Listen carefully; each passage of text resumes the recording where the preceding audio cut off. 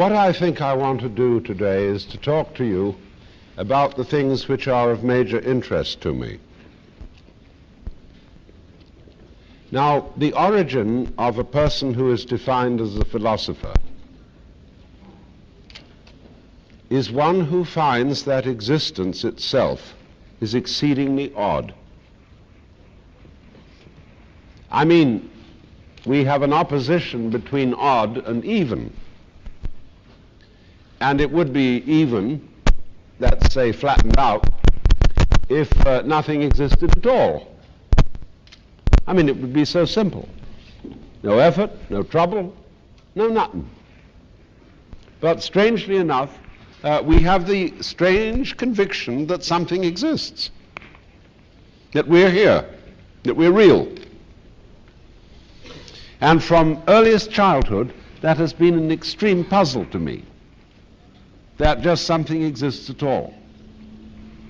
And I discovered the nature of the puzzle.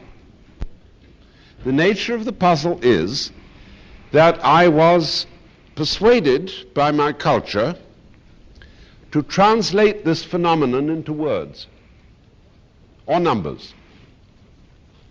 That I had to represent what is going on in nature in terms of the English language, the French language, the Latin language, the Greek language, and finally the Chinese language. And I found the latter the most suitable. But nevertheless, this is the puzzle.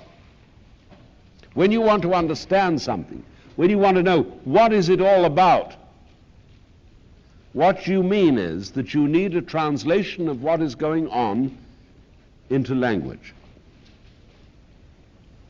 And that's the purpose of a university. You're all here studying to translate what is going on in the physical world into words.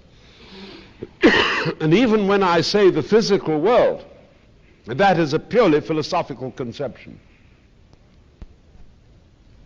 It's an idea about the world propagated largely from the 17th, 18th, and 19th centuries of European scientific thought. Physical. We all know what physical is, don't we? I mean, it's material. And what does the word material mean? Well, of course, it's the same word as mother, Latin mater. Greek metir. Also meter, measure. And finally Sanskrit, matra, which also means to measure and is the root word behind maya, which is illusion. So, no, the physicists, you know, finally abandoned the quest for finding out what matter is, because they found out that when they investigated matter, they had to describe it in terms of form. And they found out, they just gave it up. In other words, the idea that there was some kind of basic stuff underlying everything was nothing more than an illusion. Because the strict, precise physicist describes structure. And he finds that matter is, after all, only a matter of form. It's only the form that matters.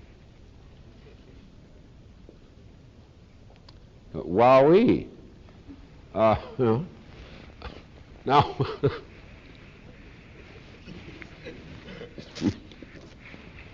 we've all been brought up in the common sense of the 19th century. This is the background. This is the unconscious belief system underlying most of our judgments. And that is, well, we had two belief systems, you see. We had, first of all, the Christian or the Jewish, in which there was Big Daddy up the top of the sky. Now, I don't want to offend anybody, but there are probably some of you here who have studied St. Thomas Aquinas and have a very, very profound, deep conception of the Christian God. Or you may have studied Kabbalah or Hasidic Judaism and have a very deep realization that goes beyond Big Daddy. But Big Daddy is the image which influences your emotions and your basic feelings. And so the Big Daddy thing became much too oppressive. And it was absolutely essential for very many people, especially intellectuals, to get rid of it. Because you didn't want to be supervised all the time, judged all the time, looked at all the time by somebody criticizing everything you did. So we got rid of it. Nobody really believes in it anymore. An enormous number of people think they ought to believe in it, but they don't. And that's what certain theologians call the death of God.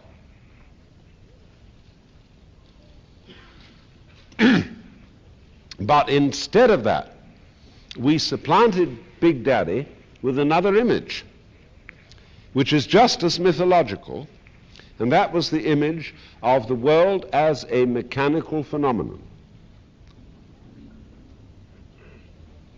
A thing that goes tick, tick, tick, tick, tick, tick in various ways, or that is a randomness of particles or wavicles that occasionally produces order in the same way that a million monkeys typewriting on a million typewriters for a million years would probably at some point reproduce the Encyclopedia Britannica.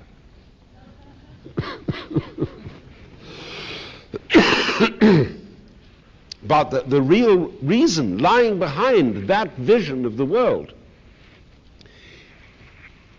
was a declaration of personality. That is to say, I'm the kind of fellow who doesn't believe that there's someone up there who cares. That's for little old ladies. I'm a tough guy. I believe that life is at root meaningless, and I'm going to face the hard facts. Incidentally, nobody ever talks about soft facts. So I believe it's all empty, and that the only thing is that the meaning of life, of human life, consists in the heroic conflict with tragedy. We're all going to end up in the dustbin. Excuse me, the ash can. And there's no future, finally. It's empty. And then we come across Buddhists, because the world is all closing in, you see. People on the other side of the world who think that emptiness is a great thing. Wawi, they say, shunyata in Sanskrit, emptiness. If you can understand that you are basically emptiness, you're a Buddha.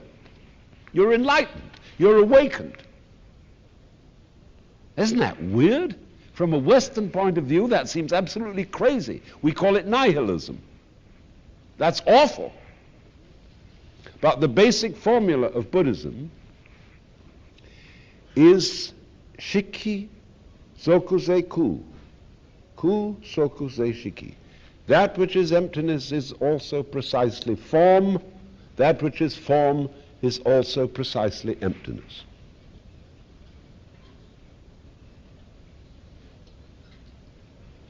Now, what does that mean?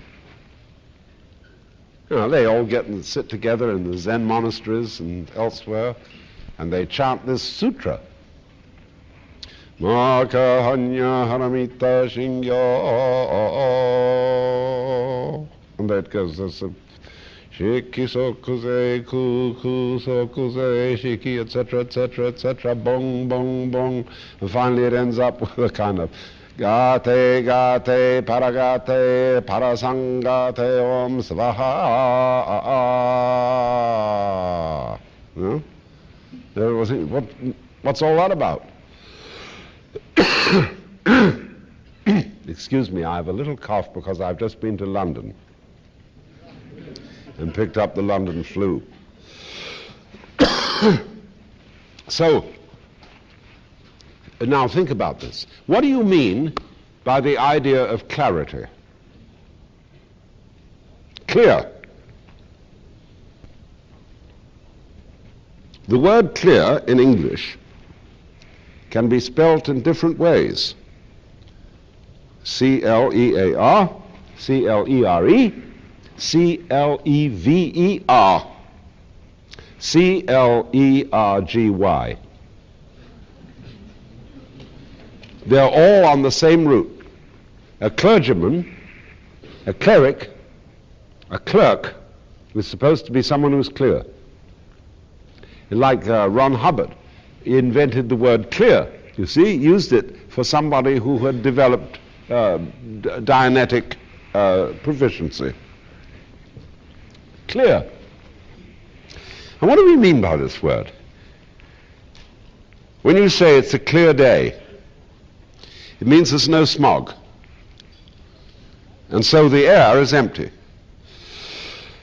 And as a result of the fact that the air is empty, all the forms are articulate in detail.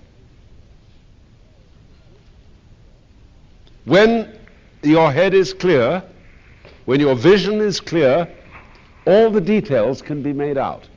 So that is why emptiness equals form. That's marvelous. So therefore, I think that the most essential ingredient of an academic discipline is to clear our heads. For some reason, my lectures are always attended by dogs. No, to clear our heads. Now, how do you do that? This is the most important adjunct to intellectual discipline.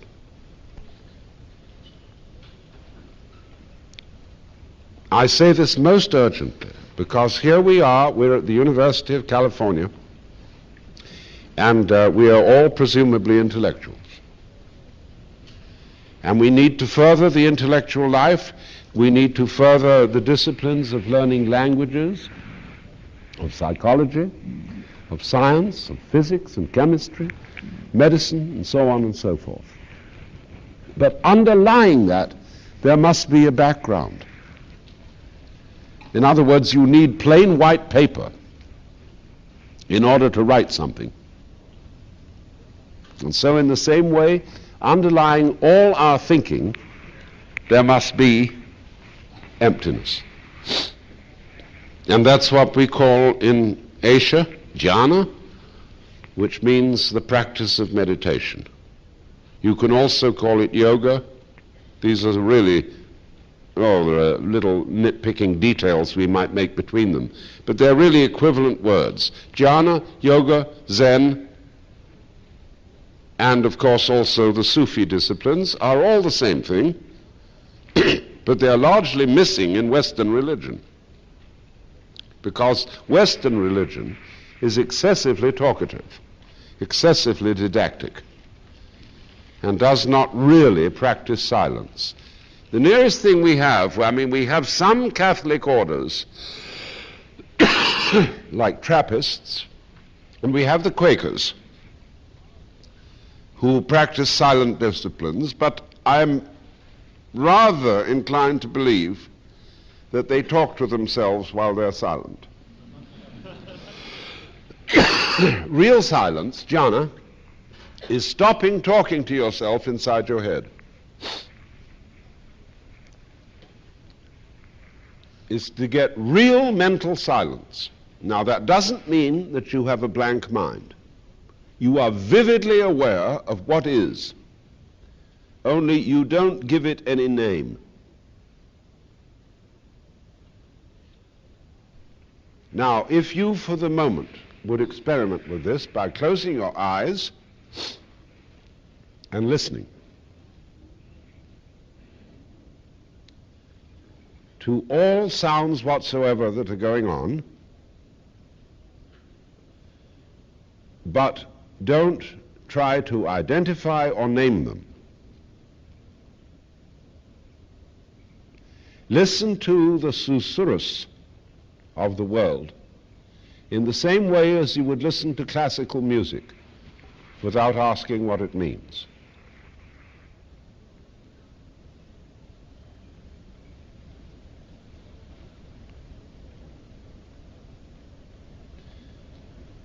If you find yourself thinking compulsively, unable to stop naming what is going on, don't try to stop it. Listen to yourself doing that in the same way as you would be listening to the air conditioning. And as and when I say anything, don't try to make sense of it. Just listen to the sound of the voice.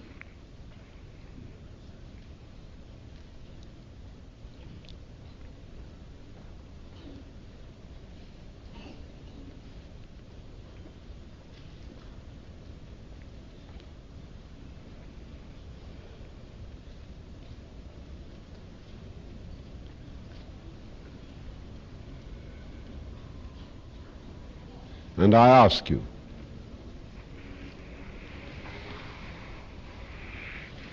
listening to what is,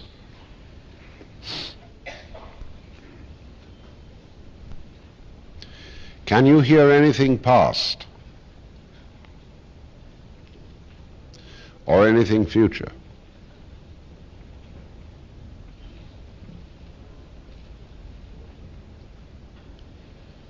Can you hear yourself as a listener? It's amazing how many things there are that aren't so.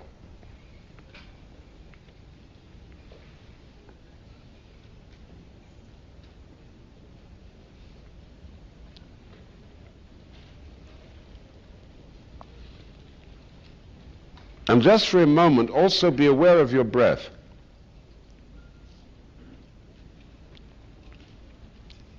Are you doing it, or is it happening to you? Or both? Or neither?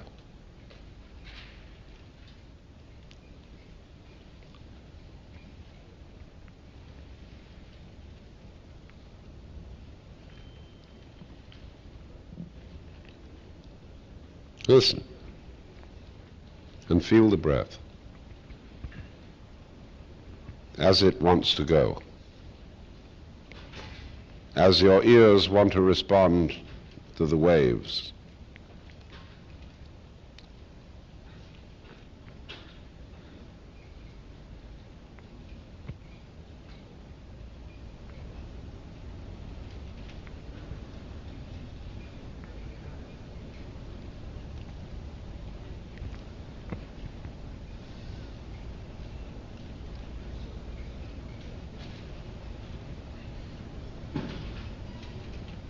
And don't be uptight about coughing or shifting your position or, doing whatever nature wants you to do.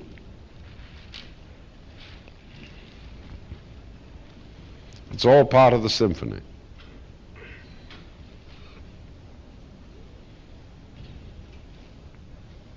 Just listen. Ears only and breath only. This is your method of testing out what reality is.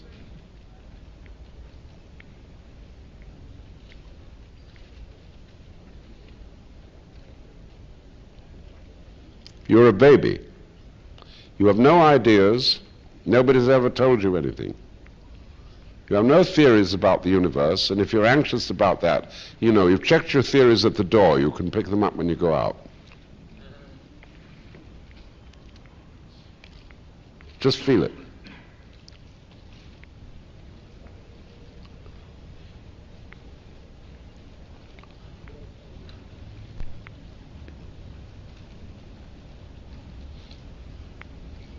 I think I've got you into the state of meditation.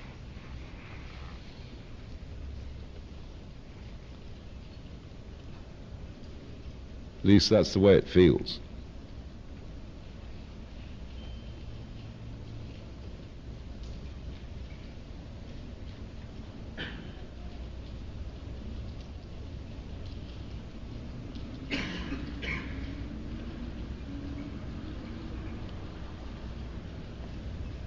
Now remember, in this state, we are not looking for any result.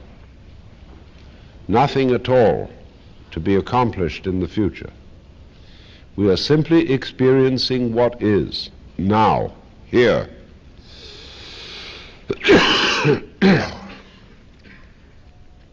And we are abandoning the project, momentarily, of forming any concepts about it.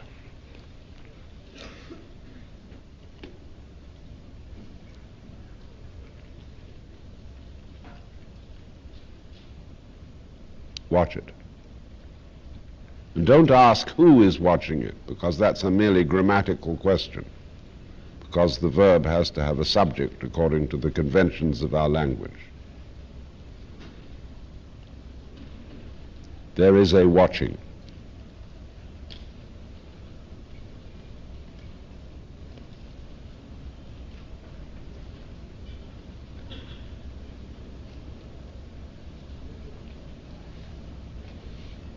Now feel it like that. This is called tathata in Sanskrit. Tathata.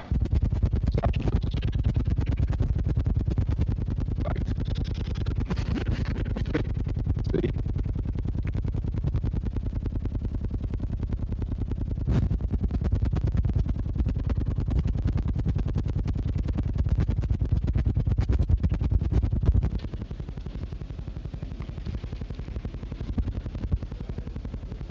All right, now, what you are now experiencing is what I'm trying to tell you.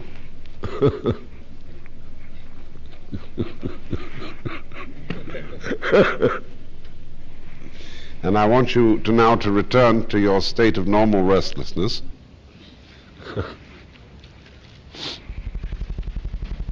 And if any of you in this company has questions to ask, I'd be very happy to try and answer them to the best of my ability. Yes.